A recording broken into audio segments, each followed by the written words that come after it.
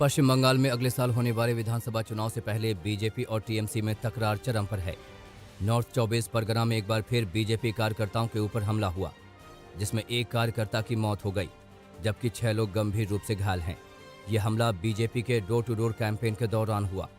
BJP ने TMC पर हमले का आरोप लगाया, जबकि टीएमसी ने हमले के आरोपों से इनकार कर दिया और इसे बीजेपी की आपसी रंजिश बताया। पश्चिम बंगाल में बीजेपी के राष्ट्रीय अध्यक्ष जेपी नड्डा के काफिले पर हुए हमले को लेकर मोदी सरकार सख्त है। नड्डा की सुरक्षा की जिम्मेदारी संभालने वाले 3 आईपीएस अफसरों को गृह मंत्रालय ने सेंट्रल डेप्यूटेशन पर बुला लिया है। इस मामले में गृह मंत्रालय ने अब पश्चिम बंगाल में कानून व्यवस्था को लेकर मुख्य सचिव अलप्पन बंदोपाध्याय और डीजीपी वीरेंद्र को तलब किया है। दोनों अधिकारियों से हमले को लेकर जवाब तलब किया जाएगा। बता दें कि जेपी नड्डा के दौरे के दौरान बीजेपी ने पहले सुरक्षा चूक का आरोप लगाया। बीजेपी का आरोप था कि नड्डा के कार्यक्रम में बंगाल पुलिस नदारद रही। वहीं गुरुवार को हुए हमले पर बीजेपी ने दावा किया था कि कोलकाता पुलिस प्रदर्शनकारियों का साथ दे रही थी।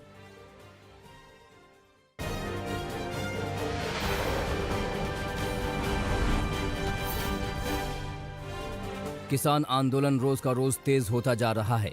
किसानों ने प्रेस कॉन्फ्रेंस करके सरकार को एक बार फिर से सख्त तेवर दिखाए हैं।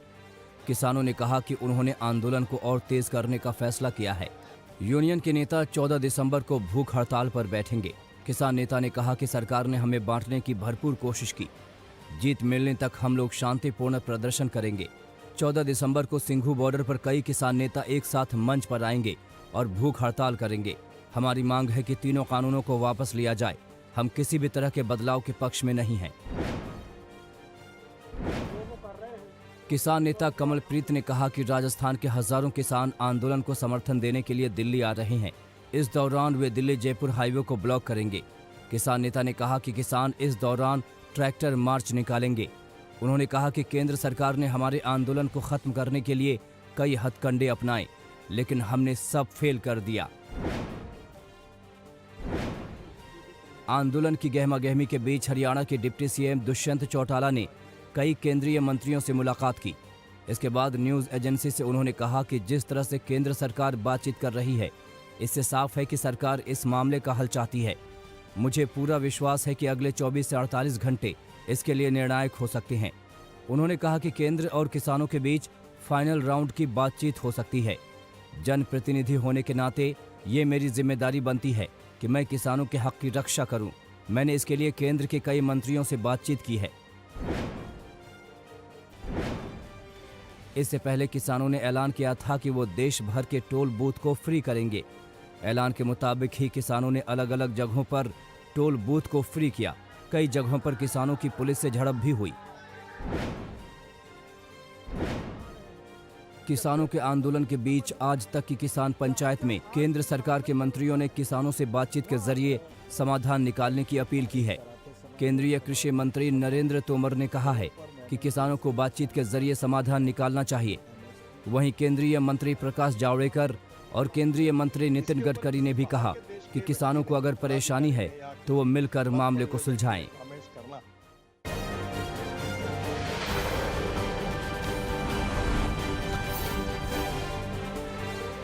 महाराष्ट्र के उद्धव ठाकरे सरकार ने राज्य में सरकारी कार्यालयों में कार्यरत कर्मचारियों के लिए ड्रेस कोड निर्धारित कर दिया है। इसके तहत अब सरकारी अधिकारी और कर्मचारी जीन्स, टी शर्ट और चप्पल पहनकर दफ्तर नहीं आ सकेंगे। संविदा कर्मचारियों को भी इस ड्रेस कोड का पालन करना होगा। सरकारी कर्मचारियों को गहरे रंग, अजीब कढ़ाई या फोटो बने कपड़े भी नहीं पहनने की हिदायत दी गई है। इसके अलावा सभी सरकारी कर्मचारियों को सलाह दी गई है कि कम से कम हफ्ते में एक बार खादी के कपड़े पहने, ताकि हाथ से सूत कताई को बढ़ावा मिल सके। दिल्ली के तीनों नगर निगम के मेयर फंड को लेकर मुख्यमंत्री अरविंद केजरीवाल के आवास पर कई दिनों से प्रदर्शन कर रहे हैं। वहीं आम आदमी पार्टी के विधायकों ने उपराज्यपाल अनिल विज और गृह मंत्री अमित शाह के आवास पर प्रदर्शन के लिए दिल्ली पुलिस से इजाजत मांगी है, जिसे दिल्ली पुलिस ने रिजेक्ट कर दिया है। दिल्ली पुलिस ने इसके लिए कोरोना का हवाला दिया है। आम आदमी पार्टी के विधायक आतिशी और राघव चड्ढा ने दिल्ली पुलिस को पत्र लिखकर उपराज्यपाल और गृह मंत्री के आवास पर प्रदर्शन के लिए अनुमति मांगी थी। आरजेडी के प्रमुख लालू प्रसाद यादव के स्वास्थ्य को लेकर अहम जानकारी सामने आ रही है। लालू का इलाज कर रहे डॉक्टर का कहना है कि लालू का किडनी फंक्शन कभी भी बिगड़ सकता है। लालू यादव की किडनी 25% फंक्शन कर रही है। इसकी जानकारी अधिकारियों को दे दी गई है। उत्तर प्रदेश की योगी सरकार ने डॉक्टरों के लिए बड़ा फैसला लिया है। अब से राज्य में डॉक्टरों को डिग्री के बाद 10 साल सरकारी नौकरी करनी होगी और यदि उन्होंने इसे बीच में ही छोड़ा तो 1 करोड़ रुपए का जुर्माना लगेगा। सरकार का कहना है कि इसके अलावा नीट में छूट की व्यवस्था भी की गई है ताकि सरकारी अस्पतालों में विशेषज्ञ डॉक्टरों की कमी को पूरा किया जा सके। बिहार चुनाव में सफलता हासिल करने के बाद एआईएमआईएम चीफ असदुद्दीन ओवैसी की नजरें अब बंगाल विधानसभा चुनाव पर हैं। बंगाल में अगले साल अप्रैल मई में विधानसभा चुनाव है। इस चुनाव को लेकर एआईएमआईएम चीफ ओवैसी ने अपनी सक्रियता बढ़ा दी है। ओवैसी ने इसी सिलसिले में पश्चिम बंगाल में आए पार्टी कार्यकर्ताओं के साथ मीटिंग की और चुनाव पर तैयारियों पर चर्चा की।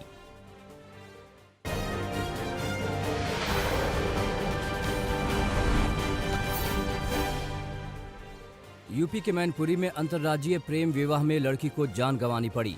लड़की के भाई ने दिल्ली से गांव बुलाकर अपने 2 और भाइयों के साथ हत्या कर डाली। वारदात के बाद बहन की लाश को खेत में दबा दिया। युवक की तहरीर पर दिल्ली पुलिस ने लड़की के एक भाई को गिरफ्तार कर लिया है। वहीं खेत में जेसीबी से 5 घंटे की खुदाई के बाद लड़की का शव बरामद किया जा सका। बिहार के नरकटियागंज से विधायक रश्मि वर्मा से रंगदारी मांगने वाला शातिर अपराधी गिरफ्तार हो गया। रंगदारी के लिए प्रॉक्सी नंबर का इस्तेमाल करता था। अपराधी ने विधायक से 25 लाख रुपए की रंगदारी मांगी थी और रंगदारी नहीं देने पर जान से मारने की धमकी दी थी।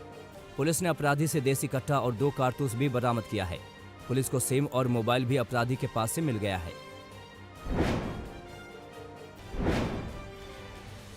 नैनीताल के मशहूर शेरवुड कॉलेज में जबरदस्त हंगामा हुआ। पुलिस की सुरक्षा में ये बवाल हुआ। नए अंतरिम प्रिंसिपल को अधिकार दिलाने के लिए आगरा डायसिस के चेयरमैन, एडवाइजर, वकील समेत अंतरिम प्रिंसिपल पहुंचे। स्कूल गेट खुलवाने के लिए पुलिस के साथ पहुंचे, लेकिन जब अंदर घुसने से रोका गया तो हंगामा मच गया। शेरवुड स्कूल के कर्मचारी और उनके परिवार वाले किसी भी कीमत पर पुलिस और अंतरिम नियुक्त प्रिंसिपल को अंदर नहीं आने देना चाहते थे।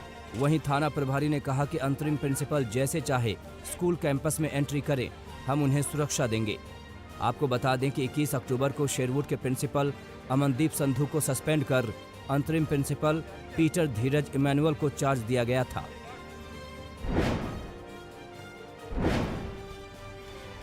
रायबरेली में रिश्तों को कलंकित करने का मामला सामने आया है। शक के आधार पर पति ने अपनी पत्नी की हत्या कर डाली। परिवार वालों को जब सुबह से शाम तक मृतका नहीं दिखाई दी, तब जाकर खुलासा हुआ। पुलिस ने आरोपी पति को हिरासत में ले लिया। शव को पोस्टमार्टम के लिए भेज दिया गया है। एएसपी के मुताबिक आरोपी शख्स ने पूछताछ में बताया कि उसे अपनी पत्नी पर दवा में मिलाकर कुछ खिलाने का शक था। आरोपी शख्स ने पूछताछ में बताया कि उसे इस बात का शक था कि उसकी पत्नी उसे मार डालना चाहती है, जिसके बाद उसने वारदात को अंजाम दिया।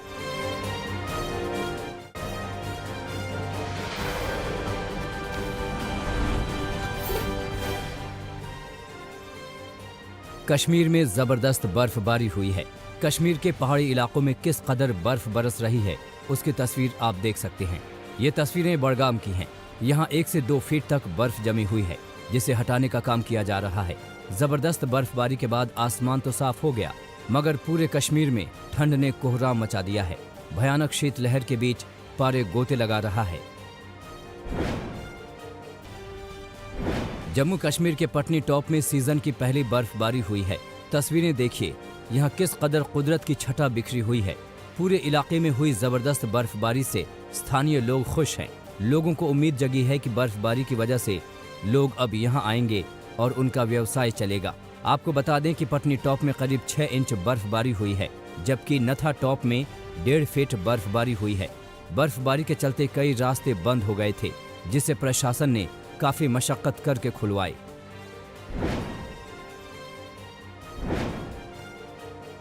शिमला के नरकंडा इलाके में भी जबरदस्त बर्फबारी हुई है। तस्वीरों में देख सकते हैं कि चारों ओर बर्फ की मोटी चादर बिछी हुई है। सड़कों पर बर्फ जमी है और गाड़ियों को बर्फ के बीच से निकलने में परेशानी हो रही है। हालांकि सड़कों से बर्फ को हटाने का काम जारी है, मगर इस बर्फबारी की वजह से पूरे इलाके में कड़ाके की ठंड पड़ रही है। हिमाचल प्रदेश के मंडी में जबरदस्त बर्फबारी ने लोगों को घरों में कैद कर दिया है। तस्वीरें देख सकते हैं, चारों ओर बर्फ ही बर्फ है। यहाँ ऊपरी इलाके में ताज़ा हिमपात हुआ है। ये तस्वीरें मंडी जिले के शेटाधार, बरोट और निहरी क्षेत्रों की हैं। सिराज क्षेत्र में जमकर बर्फबारी हुई है, जिसके चलते समूचा क्षेत्र ठंड की चपेट में है। वहीं पहाड़ी क्षेत्रों में लोग बर्फबारी का मजा ले रहे हैं।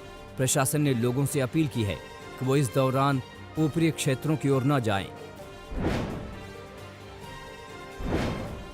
हिमाचल प्रदेश के लाहौल स्पीति में भी कुदरत की खूबसूरती बर्फ की शक्ल में बिखरी हुई है। यहाँ के अधिकांश इलाकों में एक बार फिर बर्फबारी का सिलसिला शुरू हो गया है। समूची घाटी में पिछले कई दिनों से रुक रुक कर बर्फबारी हो रही है। एक दिन मौसम साफ रहने के बाद शनिवार को एक बार फिर बर्फबारी हुई। बर्फबारी के चलते लाहौल स्पीति को जोड़ने वाली अटल रोहतांग टनल से होकर वाहनों की आवाजाही बंद हो गई है। वहीं लाहौल घाटी के भीतर भी वाहनों की आवाजाही ठप है। लगातार बर्फबारी के बाद घाटी के कई इलाकों का तापमान 0 से 10 डिग्री नीचे चला गया है। जिला मुख्यालय केलांग में 15 सेंटीमीटर से ज्यादा बर्फबारी रिकॉर्ड की गई है।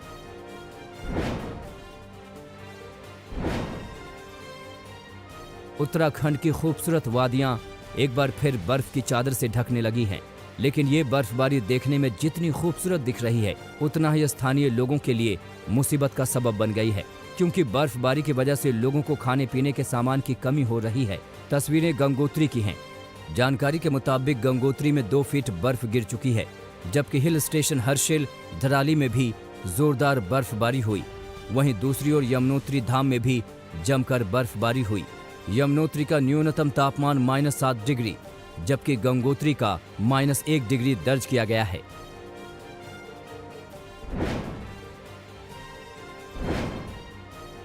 उत्तराखंड के चमोली में भी जबरदस्त बर्फबारी हो रही है। तस्वीरें बद्रीनाथ धाम की हैं, जहां बर्फ की चादर बिछी हुई है। यहां पहाड़ों पर जोरदार बर्फबारी की वजह से मैदानी इलाकों में शीतलहर का प्रकोप है। पारा गोते लगा रहा है और लोग ठंड से कांप रहे हैं।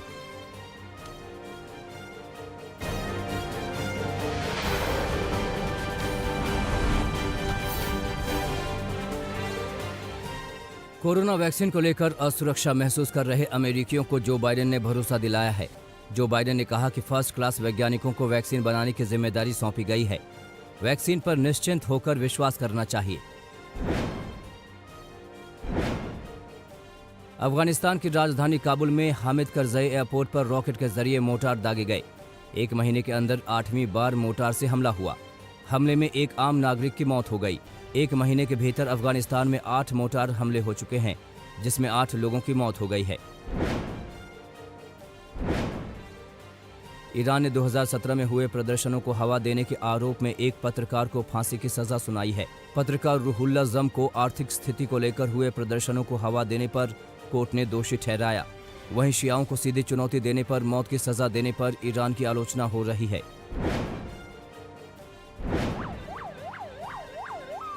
रूस के उज़्बेकिस्तान में फेडरल सिक्योरिटी सर्विस के दफ्तर के बाहर आत्मघाती हमला हुआ।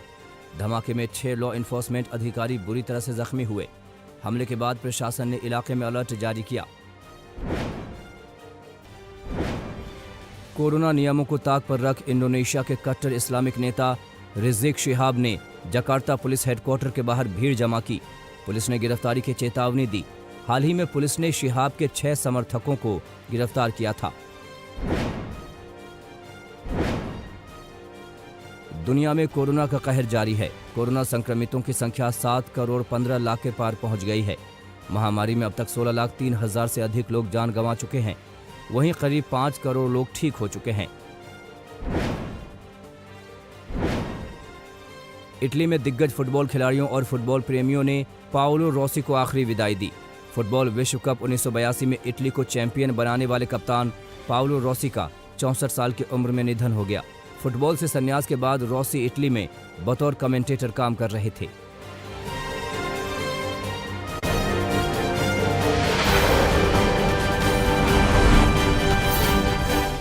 नमस्कार, मैं हूं अंजना ओम कश्यप। हमें उम्मीद है ये वीडियो आपको पसंद आया होगा।